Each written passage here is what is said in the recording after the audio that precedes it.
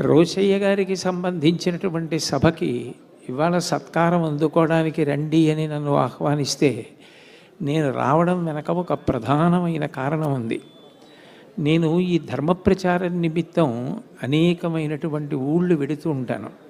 ఒకప్పుడు చెన్నైలో ధర్మ ప్రచారం కోసం కొన్ని సభల్లో మాట్లాడడం కోసం వెళ్ళడం జరిగింది. అప్పుడు తమిళనాడు గవర్నర్గా ఉన్నారు రోషయ్య గారు. నాకు వారితో ప్రత్యక్షమైనటువంటి అనుబంధం లేదు, వారంటే నాకు గౌరవం ఉందంతే. కానీ వారు నాకు కబురు చేశారు, మీరు